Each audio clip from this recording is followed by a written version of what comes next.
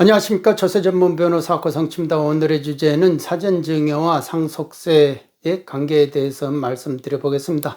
사전증여가 유리하느냐, 아니면 상속이 유리하냐, 이런 단순한 질문을 하시는 분들이 계십니다. 그거는 결론을 이렇게 정하면 될 것 같아요. 우리가 생로 병 사잖아요. 결국은 여기서는 이제 상속세니까 우리가 상속세 적게 내려면은 그 전에 사전 증여를 할 수밖에 없다라는 겁니다. 사전 증여를 해야 되는데 대부분의 경우는 이 경우에는 생각을 못 하다가 이때쯤 이제 생각을 하게 되죠. 그런데 병이 들어가지고 이렇게 하게 되는 거는 거의 10년, 병이 들어서 10년 이상 사는 분이 드물어요. 그러니까 10년 이내에 돌아가시니까 10년 이내에 증여한 것들은 전부 다 상속재산에다가 합산을 해버리잖아요. 합해버리니까 이 경우는 뭐라고 이렇게 딱 유리하다고 할 수가 없다. 그러니까 건강할 때 이렇게 건강할 때 하셔야 10년 지나버린 건 합산이 안 되니까 이런 경우에는 확실히 유리하다라고 말을 해드릴 수 있습니다. 그러니까 사전증여가 유리한 시점은 부모가 건강할 때다 이겁니다. 건강할 때 해주는 것이다. 그런데 건강할 때 해주려고 하면은 뭐 자식이 이렇게 보면 내가 내 재산을 믿고 이렇게 사는 것 보면은 그런 꼴 안 보기 위해서 또 교육 차원에서라도 안 해주려고 하죠. 그러니까 그런 게 이제 딜레마다. 확실히 증여를 받은 사람들 입장에서 무에서 본인이 이유를 창조하는 것이 아니다 보니까 부모 재산을 가지고 자기가 내 재산인 것처럼 행세를 하다 보면은 겁먹들고 확실히 뭐 부모 입장에서는 못 믿어온 그런 행동을 하는 사람들이 분명히 존재한다라는 겁니다. 그런 부분에서 그러니까 이런 거 주기도 참 주자니 뭐하고 안 주자니 뭐하고 그러니까 이게 딜레마죠.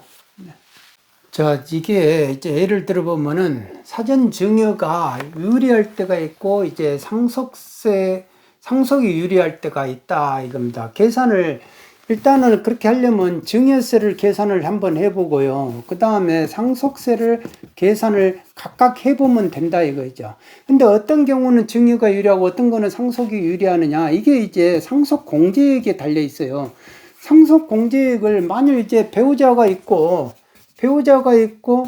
자녀가 있으면은 상속 공제액이 10억을 풀로 받을 수 있잖아요. 배우자 공제액을 더 받을 수도 있고. 그러니까 이 공제액에 따라서 상속세가 유불리가 왔다 갔다 하더라 이거죠. 근데 이 상속공제액은 상속재산가액에서 증여세 과표를 빼버려요. 그러니까 이 증여세 과표에 따라서 왔다 갔다 한다 이거죠. 상속공제액이 정해져 있지 않다. 그러니까 일일이 한번 계산을 해봐야 된다.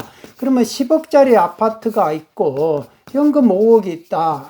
예금 5억이 있다. 이러면 이제 금융재산 상속공제를 이거를 20%를 받을 수 있잖아요. 1억을. 그리고 이거 10억에 대한 아파트는 이제 증여를 했다 그러면 2억 2,500만 원이 나와요. 2억 2,500만 원이. 이 상태에서 돌아가셨다. 이렇게 하면은, 이렇게 하더라도 증여세가 이제 공제가 있다 보니까 상속세가 영원히 나오더라. 왜? 이게 5억 4,500만 원에 이제 상속 공제를 받으니까 이게,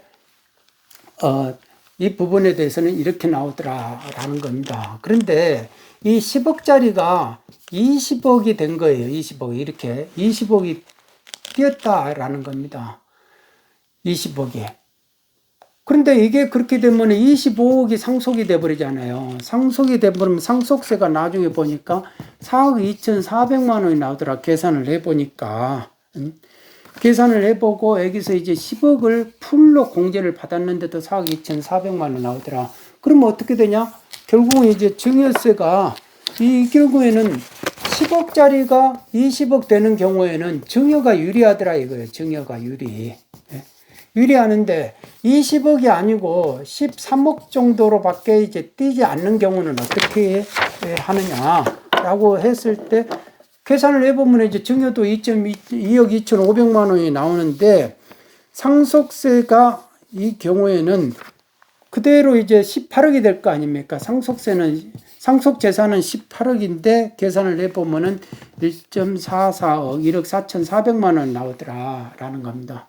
그러면 이 경우에는 증여보다 증여가 2억 2,500만 원 들었잖아요. 가만히 놔두고 자식들이 가지고 가는 거는 1억 4,400만 원이면 가지고 가니까 결국은 이 경우에는 상속이 유리하더라라는 겁니다. 결국은. 그러니까 이렇게 자산 가치가 확 뛸 거, 2배 이상 뛸 것 같으면 사전 증여하는 게 낫고 10년 이내라도 자산 가치가 이렇게 3억 정도에 올라갈 정도면은 이렇게 상속이 유리하게 계산이 되더라라는 겁니다. 그러니까 경우 수가 다 틀리다라는 겁니다. 이제 가령 배우자는 없어요. 자녀만 있다. 이 경우에 그리고 예금만 6억 있다 이거예요. 예금만 6억 있는 경우는 어떻게 할 것인가 라고 했을 때 증여세를 상속세 이런 식으로 이제 상속공제에 이거에 따라서 틀리다라는 겁니다. 그러면 이 사람 같은 경우는 일괄공제를 상속공제는 5억을 충분히 받을 수 있는데 만일 사전증여를 3억을 먼저 해버렸다 플러스 3억을 먼저 했다 하면은 4천만 원이 나와요. 4천만 원 증여세가. 그리고 4천만 원이 나오는데 상속세는 영원히 된다. 그리고 공제액이 3억 4,500만 원이 되니까 이게 금융재산공제 또 받을 수 있는 거죠. 그런데 이거를 그대로 상속으로 가지고 갔으면은 증여세 없이 그냥 이것도 영원히 나온다 이거죠. 5.95억 원이 이게 금융재산공제까지 다 합하면은 5.95억 원이 상속공제액이 되기 때문에 이 사람 같은 경우는 그러면 돈 4천만 원 안 들이고도 할 수 있는데 개인이 먼저 3억을 들어가지고 4천만 원이 국가한테 갔다라는 겁니다. 그러니까 이런 거를 보면요. 대체로 상속이 좀 유리한 것 같아요. 그러니까 증여재산이 아파트가 막 2배 이상씩 오른 경우는 사전증여가 유리하게 나오는데 가령 이제 아파트 한 채만 딸랑 있다 이거예요. 아파트 한 채만 딸랑 있는데 이게 13억짜리였어요. 이게 이제 7억이나 올라가지고 20억이 된다라고 했을 때 이거 13억짜리를 사전 증여를 해버렸다 그러면은 3억 4천만 원이 증여세고 상속세는 이제 0원이 되는데 나중에 이거를 그냥 20억으로 이제 그냥 상속을 했더라면은 이 사람 같은 경우는 10억 공제를 받아가지고 2억 3,100만 원만 내면 상속세를 내면 됐다라는 겁니다. 그러니까 증여보다는 상속이 더 유리했다 이거예요. 그러니까 이렇게 7억을 떨어놔도 이게 전부 다가 이 상속 공제 계산 때문에 그런 것이다라는 겁니다. 그러니까 지금 계산을 이런 식으로 경우수를 나눠서 해보면요. 사전증여가 더 10년이 지난 부분에서는 무조건 사전증여를 하는 게 유리하고요. 10년 이내에서 합산이 되는 그런 부분에 있어서는 자산가치가 2배 이상 올라갈 정도라면은 사전증여하는 것이 유리하고 나머지는 상속이 유리하는 식으로 그렇게 계산이 됩니다. 그러니까 이런 것들은 한 번씩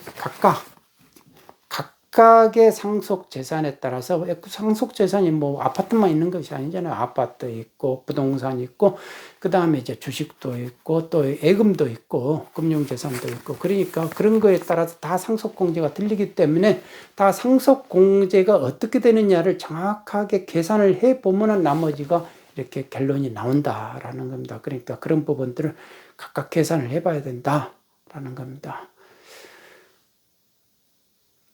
중간에 이렇게 한 번씩 이렇게 부모님 모시고 와가지고 증여를 해달라고 부모님을 설득해달라고 이렇게 말씀하는 자제분들이 있어요. 그런데 이렇게 계산해 본다든지 다 이렇게 해보면 답이 나와 있는데 답 나온 거를 거꾸로 그 사람에 맞춰가지고 말을 해줄 수는 없잖아요. 그러면은 그렇게 해주면은 고마워하느냐? 절대 안 하죠. 내 의도에 맞지 않게끔 자꾸 이렇게 했으니까 그러면 나중에 원망을 제가 받아요. 막 그래가지고 SNS 들어가지고 형편없는 사람이다 막 그런 식으로 말 적는 그런 사람들을 또 있더라. 그러니까 부모 재산을 노리는 사람들 치고 별로 좋은 사람 내가 못 봐봤다라고 또 그렇게도 말하는 게 너무 애단인가 그런 생각도 듭니다. 오늘은 여기까지 하겠습니다. 여러분 모두 건강하시기 바랍니다. 감사합니다.